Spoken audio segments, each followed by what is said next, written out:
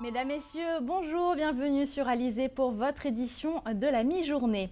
On commence avec cette manifestation des éleveurs bovins. Ce matin à Bémao, ils ont barré l'entrée de la Chambre d'agriculture. Frappés par la sécheresse depuis février, les aides qui ont été débloquées jusqu'à présent sont insuffisantes. Muriel Barlagne était sur place.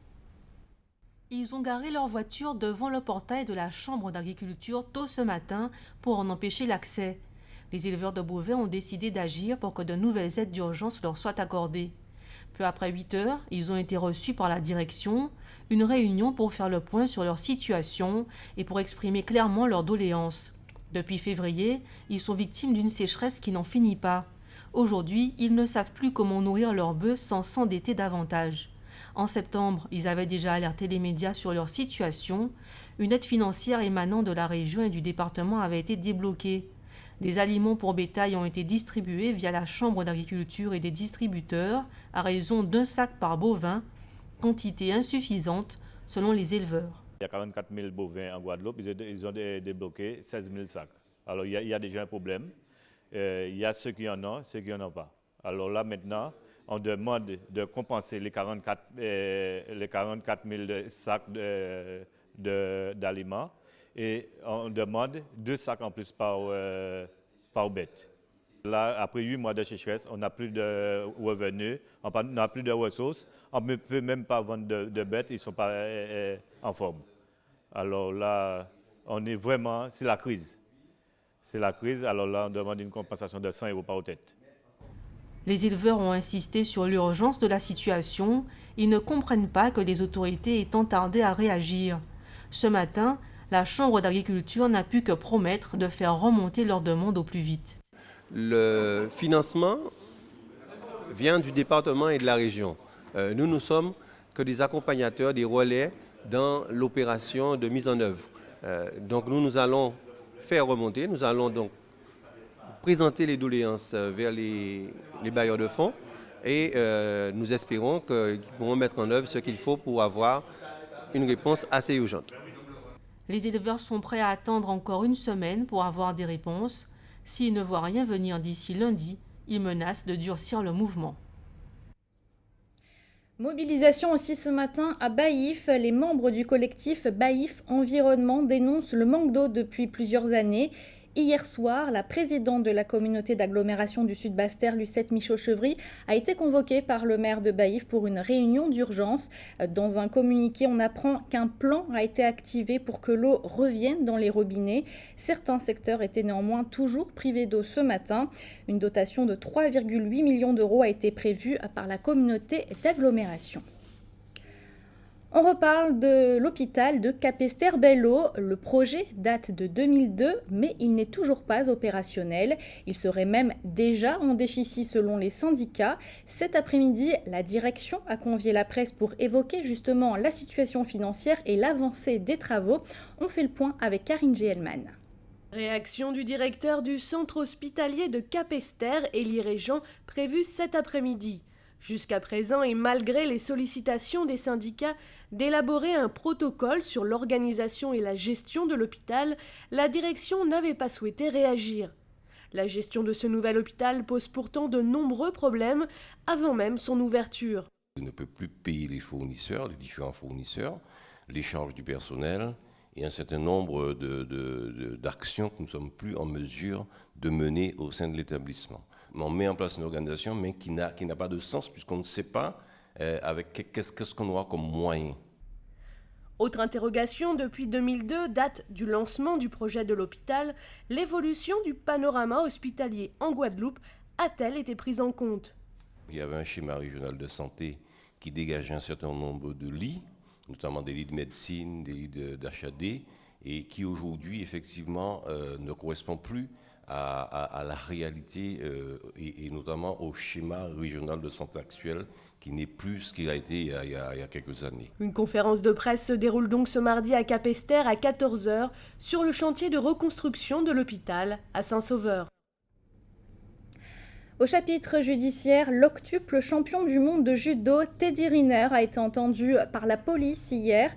Le Guadeloupéen a été interrogé sur son salaire dans le cadre d'une enquête sur la gestion de son club de Levallois. Accompagné d'un avocat, son audition a duré moins d'1 heure.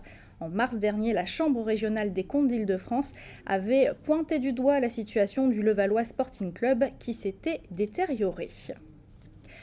On reste en métropole et prenons la direction de l'hémicycle de l'Assemblée nationale où le député maire de Bémao, Harry Chalus, a exprimé tout à l'heure son inquiétude au sujet notamment des très petites entreprises. Le projet de loi de finances 2016 envisage en effet la réduction des exonérations de charges sociales. C'est la ministre des Outre-mer, Georges Paul-Langevin, qui a répondu à sa requête. Je vous propose de suivre cet échange. Alors que les entreprises des DOM subissent de plein fouet la crise économique, les évolutions du dispositif d'exonération des charges entrevues par la présentation du budget d'outre-mer dans le cadre du PLF 2016 inquiètent. Comment donner de l'espoir aux entreprises des DOM alors que ce coup de rabot semble contradictoire à l'objectif souhaité par le président de la République qui rappelait mi-septembre son attachement à la compensation en outre-mer des handicaps structurels. Monsieur le ministre, pourriez-vous répondre à l'inquiétude de la majorité des entreprises en outre-mer, notamment les très petites entreprises, qui constitue notre principal levier en termes de création d'emplois? Depuis 3 ans, nous faisons beaucoup d'efforts en direction des entreprises. Et aujourd'hui, il me semble que nous serions fondés à attendre qu'il y ait quelque chose qui se passe en termes d'embauche des jeunes, en termes d'investissement et que véritablement la vie puisse en être changée. Il me semble qu'aujourd'hui, il faut que tous on utilise ces outils qui sont en place de manière à améliorer la vie des gens. Au chapitre environnement, la pollution au chlordécone pourrait bientôt être à l'ordre du jour d'une réunion de la commission des pétitions de l'Union européenne. Celle-ci vient en effet de juger recevable une pétition envoyée par le Guadeloupéen Harry Durimel, membre de Caraïbes Écologie Les Verts. Il avait déposé cette pétition auprès de l'Union européenne le 18 juin 2014.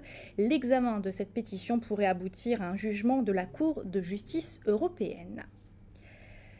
Parlons à présent de la station thermale de Ravinchod, fermée depuis au moins 9 ans. Le projet de réhabilitation pour la transformer en grand centre aqualudique est bien avancé. 3 phases sont nécessaires pour que cela devienne un complexe touristique. Le chantier en est pour l'instant à sa première phase. Le reportage de Muriel Barlagne.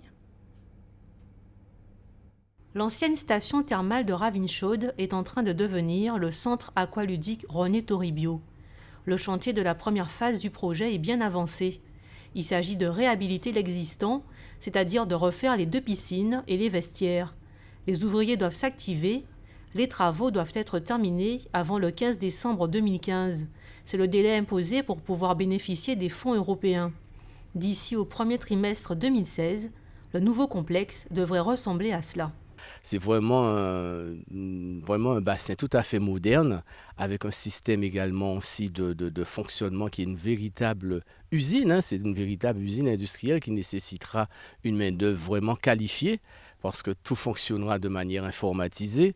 Quand vous aurez l'occasion, vous verrez d'ailleurs sous le bassin haut où nous avons installé, on devra installer tout l'équipement, à savoir les filtres, le matériel informatique, tout ce qui est nécessaire en fait au bon fonctionnement du bassin. Un autre marché doit être lancé pour la reconstruction du restaurant, dont les travaux démarreront plus tard. Viendront ensuite les 2 autres grandes phases de ce vaste chantier, l'implantation d'un centre de remise en forme et d'un parc aqualudique. Autour de ces projets, on va quand même pouvoir réfléchir à mettre toute une infrastructure tout autour, ne serait-ce que penser un petit peu au gîte, pourquoi pas un hôtel, pourquoi pas une petite clinique. Nous sommes en pourparlers avec de gros investisseurs locaux. Donc c'est un projet qui, on ne peut pas encore le déterminer en termes de temps. On ne peut pas se dire que c'est un projet qui va démarrer demain ou après-demain, parce que nous sommes encore sous la phase de réhabilitation. Mais ce sont des projets qui sont dans les tuyaux et qui verront le jour en tout cas. On souhaite les voir démarrer ces projets en tout cas dans notre mandature jusqu'à 2020. Et les idées pour exploiter les vertus de l'eau de Ravinchod ne manquent pas. On ne fait pas de thermalisme à Ravinchod, mais c'est une eau quand même de haute qualité. C'est une eau de haute qualité. On est justement en train de faire des analyses complémentaires pour savoir toutes les propriétés de cette eau. Et à terme, il y a un projet dont je ne vous ai pas parlé tout à l'heure, mais c'est le projet de mise en bouteille, d'embouteillage, qui est un projet sur lequel nous discutons énormément. On a fait de bonnes avancées avec les porteurs de projets et je pense que si nous réussissons ça, ce sera une belle réussite économique. Il est encore difficile d'estimer le montant global de l'opération. Aux dernières nouvelles, il s'élevait à 20 millions d'euros. On reste dans le domaine de l'eau avec cette information pratique. Ce matin, depuis 7 heures, plusieurs zones du Gosier sont privées d'eau en raison du lavage du réservoir de Poussette 1. Sont concernées les zones de Bas-du-Fort, Poussette, Grand B, Montauban, Le Bourg et la Riviera. Retour à la normale en fin de soirée. Et puis, si vous habitez dans le lotissement Moreau à Goyave, depuis 7 heures ce matin, la distribution de l'eau potable est interrompue en raison du lavage de la bâche de Moreau. Retour également à la normale aujourd'hui en fin de soirée. Comme chaque jour, je vous propose de faire un tour dans la région Caraïbe. Il est notamment question ce midi de l'ouragan meurtrier Joaquin.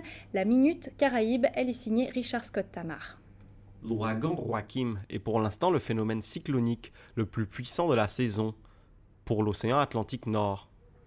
Il a provoqué des inondations généralisées sur l'archipel des Bahamas, des vents d'extrême et une houle de plus de 10 mètres, causant un dramatique naufrage. Les gardes-côtes américains ont retrouvé aujourd'hui en mer le corps d'un membre de l'équipage du cargo El Faro qui a coulé jeudi dernier au large de l'archipel des Bahamas. Désormais, Joaquin traverse l'Atlantique et parviendra aux portes de l'Europe ce week-end. 3-4. Dimanche à la Barbade a été organisé un concert exceptionnel afin d'aider l'île de la Dominique après le passage de la tempête Erika. Le Premier ministre dominicain avait tout spécialement fait le déplacement pour remercier l'île voisine. C'est un événement qui se déroulera dans plusieurs pays de la Caraïbe et d'Amérique du Sud, y compris en Guadeloupe. Dimanche 18 octobre, plus de 1000 femmes guadeloupéennes vont participer à la course 5K McDonald's, une course dans la bonne humeur pour récolter des fonds en faveur de la drépanocytose. La conférence de presse avait lieu ce matin, vous le voyez sur ces images signées Éric Pommier. Sachez d'ailleurs que vous avez jusqu'au 11 octobre pour vous inscrire dans tous les restaurants McDonald's de Guadeloupe. L'événement donc 5K McDonald's qui aura lieu dimanche 18 octobre. On aura bien sûr l'occasion d'en reparler. Ouvrons notre page culturelle maintenant avec ce focus ce midi sur l'association Colimel. Elle présentait ce matin le programme de rencontres professionnelles qu'elle organise jusqu'à vendredi. L'objectif de ces rencontres est avant tout de créer un espace d'échange entre professionnels, artistes, techniciens et autres acteurs culturels. Tous ces gens vont pouvoir donc obtenir des informations, être conseillés et accompagnés dans leur démarche professionnelle et artistique. Cela se déroule donc jusqu'à vendredi, notamment au Quai des Arts à Pointe-à-Pitre. Et pour nous en parler en détail, nous recevons justement ce midi Nadia Edaïra, qui est coordinatrice du Colimel. Bonjour. Bonjour. Alors, première question, quelles difficultés quotidiennes rencontrent justement les artistes dans leur démarche ? Alors, on a un gros problème de structuration. On a une mine d'or de talents divers et variés, mais avec très peu de structure. Donc, c'est beaucoup de l'amateurisme ou des pratiques pas complètement professionnelles. Donc le rôle de Colimel dans sa mission de professionnalisation, c'est d'accompagner à la fois les artistes, mais aussi toute structure des métiers culturels. Donc ça peut être aussi des organisateurs, des producteurs, des techniciens aussi, dans leur professionnalisation. Donc ça se matérialise par le biais de la mise en place d'ateliers toute l'année. On organise des ateliers. Ça peut être comment réaliser un budget, quel type de financement pour quel type de projet, comment rédiger une biographie d'artiste. Voilà, toutes sortes d'ateliers de professionnalisation qui ont lieu toute l'année au Quai des Arts. Et là, cette semaine, donc, dans le cadre de notre programme EREP, donc c'est Atelier d'information, de rencontres et d'échanges avec les professionnels, nous avons une semaine de rencontres donc, qui a commencé aujourd'hui. La première table ronde est en train de se terminer au Yacht Club. Donc aujourd'hui, c'est au Yacht Club. c'est des tables rondes. Cet après-midi, on a la table ronde spectacle. Alors justement, j'allais vous en parler de cette table ronde de spectacle, puisque justement, vous allez aborder les problématiques locales. Alors justement, je vous pose la question, quelles sont les problématiques locales en termes de spectacle ? Alors, comme je disais tout à l'heure, on est beaucoup dans des pratiques amateurs, c'est-à-dire qu'on a beaucoup de spectacles, mais la grande majorité des artistes n'en vivent pas. Soit ils ont un travail à côté, soit ils touchent des aides de l'État. Donc l'objectif de Colimel, c'est d'essayer de faire en sorte que plus de gens en vivent. Donc cette table ronde de spectacle, elle va justement réunir différents intervenants. On a fait venir des intervenants de Martinique, de Guyane, d'Haïti, des ultramarins de Paris qui travaillent sur la communauté en France. Et on a aussi un intervenant du Québec. Ils vont donc donner des conseils pour chacun va aborder mieux se professionnaliser. Chacun va aborder ses problématiques parce qu'on a les mêmes problématiques dans la Caraïbe, de diffusion à l'international, de problématiques aussi de déclaration de cachets, etc. Donc l'idée, c'est de réunir ces gens qui sont sur le terrain, qui travaillent, pour essayer d'en sortir quelque chose de constructif et puis surtout beaucoup de réseautage. C'est ça qui manque, justement, le réseautage pour ces gens, ces artistes. Oui, du fait de nos problématiques insulaires, on a du mal à se rencontrer, à se voir. On travaille beaucoup les uns avec les autres à distance. Donc cette semaine de rencontre, c'est aussi l'occasion de se voir, de prendre le temps de s'asseoir et de discuter ensemble. On fait tous le même métier, on se croise, donc là, il faut prendre parfois le temps de se voir. Même si c'est qu'une fois par an, on espère que chacun y trouvera son bonheur. Donc soit des contacts, soit des réponses à des questions ou peut-être des dynamiques de solutions communes ou de mutualisation, on espère. Une dernière question, donc ça se déroule jusqu'à vendredi. Voilà. Est-ce que vous pourriez nous dire un temps fort ? Alors, il y en a plusieurs, je sais. Bien sûr, il y a des ateliers, des conférences, fort, des speed meetings, des présentations de festivals. On a un peu de live. Donc mercredi soir, au Memorial Act, il y a un concert de Killing Dae, avec en première partie Dimitri Paul. Donc c'est vraiment, ces rencontres, c'est vraiment un tout, où on essaie vraiment d'aborder tous les aspects de la professionnalisation. Et aussi, du coup, on le montre par des actions de spectacle, où les artistes sont déclarés, où la SACEM est payée. On fait les choses, on applique ce qu'on apprend en atelier. Et on peut donc vous retrouver sur Facebook, j'imagine ? Vous pouvez nous retrouver sur Facebook, sur Internet, vous tapez Colimel, vous ne devriez pas avoir trop de problèmes pour nous trouver, ou même Quai des Arts. On a aussi la page Quai des Arts, qui est un lieu de mutualisation en plein centre de Pointe-à-Pitre qui regroupe plusieurs associations. Merci Nadia. Merci à vous. Je rappelle à nos téléspectateurs que vous êtes la coordinatrice donc, de l'association Colimel. Alors on va rester dans le domaine culturel, puisque vous le savez, le mois d'octobre est consacré au créole en Guadeloupe. Ça s'appelle Créole en mouvement et ça va s'inviter dans plusieurs communes qui ont concocté pour l'occasion justement un vaste programme jusqu'à la fin du mois. C'est le cas notamment à Baie-Mahault. Richard Scott-Tamar nous en dit plus. À Baie-Mahault, au centre culturel de Bellecour, les choses s'activent afin de présenter aux curieux et aux badauds une édition du Créole en mouvement des plus généreuses. Créole en mouvement, nous prenons ballon là en 2012, Baie-Mahault. C'est Créole en mouvement, c'est avec le conseil départemental. Et donc là, regardez, nous avons l'année là ça, 5 thématiques. Donc nous avons texte en cadence, c'est-à-dire que l'année là, ça nous travaille à 6 thèmes créole en mouvement, qui c'est la Caraïbe, nous sommes ensemble. Alors nous choisissons les proverbes, parce qu'il y a des proverbes que nous avons dit en Guadeloupe, mais nous avons dit dans d'autres pays de la Caraïbe, mais aussi d'autres pays d'ailleurs, tels que la Louisiane, les Seychelles, l'île Maurice, etc. Et donc ça, texte en cadence, qui est exposé à la bibliothèque et aussi en mairie Baie-Mahault. Et ensuite, nous avons d'autres temps forts, qui c'est semaine prochaine, c'est que vendredi 16, nous avons une conférence débat avec des grands émérites tels que le professeur Robert Chenançon qui est en direct par vidéo. Et puis aussi nous avons Robert Damoiseau, Lambert Félix, nous avons Juliette Factom Sainton, nous avons Ena Eviter aussi.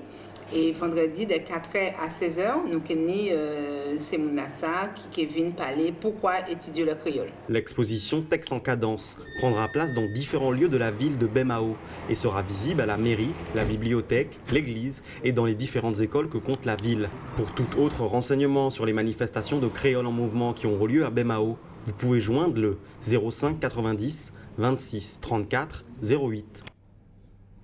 Un mois du créole qui en tout cas a démarré chaudement. La transition est donc tout trouvée pour vous parler de vos prévisions météo pour cet après-midi. Le soleil sera de la partie, même si des nuages orageux pourraient faire leur apparition et donner lieu à quelques averses sur le territoire. Concernant les températures, elles afficheront entre 29 et 32 degrés. C'est la fin de cette édition, merci de l'avoir suivi. Je vous rappelle que l'information continue sur le www.alizé.com. Je vous donne rendez-vous ce soir pour votre édition de 19h. Excellent après-midi sur Alizé.